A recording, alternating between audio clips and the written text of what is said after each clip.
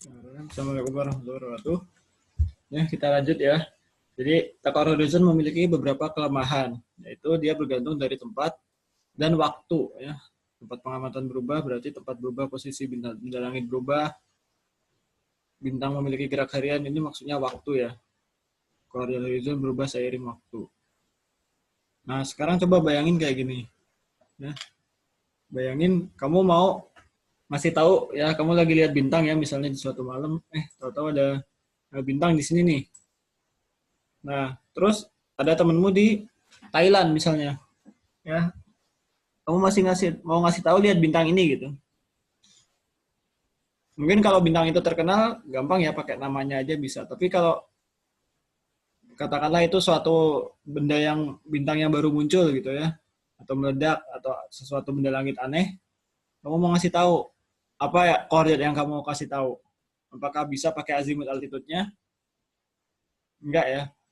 Dikasih tahunya dengan menggunakan koordinat yang tidak berubah terhadap tempat dan waktu. Nah, namanya itu istilahnya koordinat ekuatorial, RADEC. Jadi ini adalah posisi bintang relatif terhadap kutub bumi ya. Jadi bintang itu posisinya tidak berubah satu sama lain. Jadi kalau rasi Leo misalnya ya, ini ada rasi Leo bentuknya seperti ini, ya seperti itu terus bentuknya. Berubah dalam waktu sebenarnya ratusan ribu tahun. Nah, relatif-relatif bintang satu sama lain ini tetap gitu ya. Terus kita bisa lihat di bumi ya, maka kita bikin suatu peta bintang ya, mirip sama peta bumi. Jadi ini saya cari gambar yang di dalamnya ada peta bumi, di sini ada peta bintang. Ini sebenarnya juga sama peta bintang nih yang putih-putih transparan ini, tapi ini ada warna yang hitam supaya lebih jelas. Jadi kita bikin suatu koordinat yang lingkaran dasarnya adalah perpanjangan ekuator bumi di langit. Istilahnya adalah ekuator langit ya. Kutubnya juga perpanjangan kutub bumi. Jadi kutub langit utara, kutub langit selatan. Nah, bujur acuan adalah bujur Aries ya.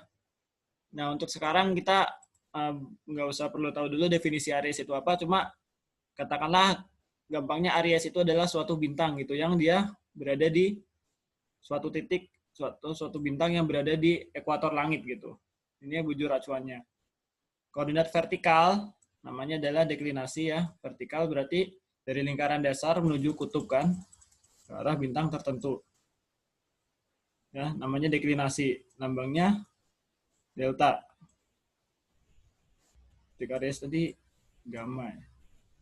Nah, koordinat horizontal namanya asensio recta. Kalau ini nggak ada, tapi yang misalnya ada bintang lain yang ada di sini. Ya, seperti biasa bintang S ini diproyeksikan dulu ke bawah S aksen. Terus kita hitung koordinat asensio recta bintang tersebut, lambangnya alfa ya, RA atau alfa. Dia positif ke arah timur asensio recta ini. Kalau tadi deklinasi positif ke arah KLU.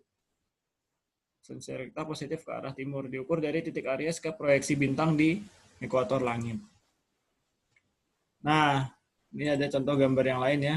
Ini mirip sama yang saya gambar tadi ya. Jadi titik Aries ya, suatu titik yang berada pada posisi tertentu. Kan ini kan semuanya konstan kan posisinya. Jadi sebenarnya kenapa sih bola langit ini berputar di langit, langit terbit dan terbenam? Karena buminya yang berputar gitu ya. Kalau ini kita anggap ini nggak peduli buminya berputar atau enggak, bentuk peta langitnya ya sama aja seperti itu gitu kan, dengan posisi relatif antar bintang sama.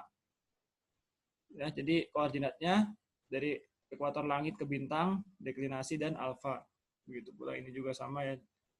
Nah, ya ini meridian yang melewati titik Aries. Jadi ini titik Aries tadi, ini bujur acuannya. Kalau kita mau bilang sebagai bujur acuan ya, saya kan pakai istilahnya bujur acuan. Ini bujur yang melewati titik Aries ya.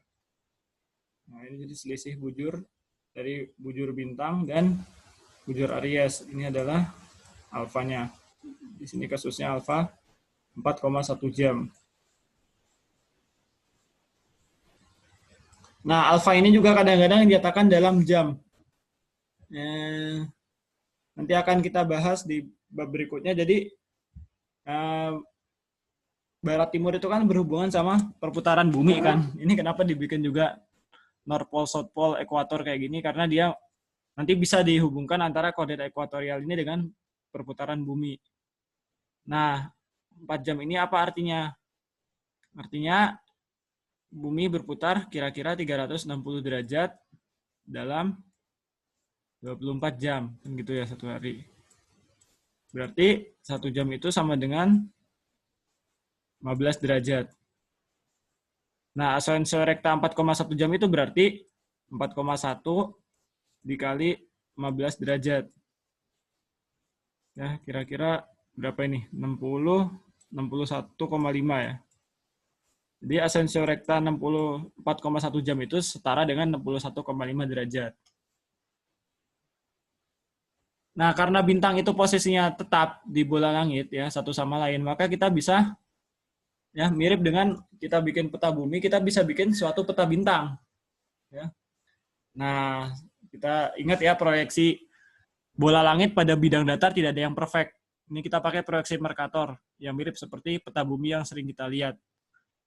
Di proyeksi ini di bagian utara dan selatan terdistorsi ya. Jadi aslinya bintang kayak rasi Chameleon ini, ya rasi Chameleon ini aslinya kecil nih, tapi jadi kelihatan besar karena dia ada di lintang yang ekstrim.